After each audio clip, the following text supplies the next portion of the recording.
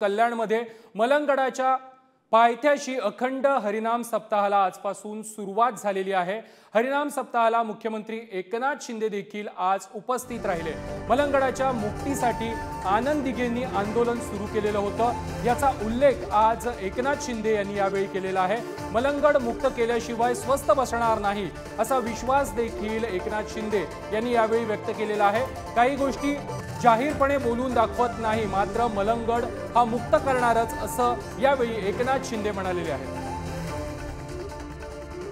मलंगगडाच्या बाबतीत देखील भावना आपल्या सगळ्यांच्या मला माहित आहे। या मलंगगडामध्ये धर्मवीर आनंद दिघे साहेबांनी मलंगगड मुक्तीचं आंदोलन सुरू केलं आणि आता जय मलंग श्री मलंग आपण म्हणू लागलो।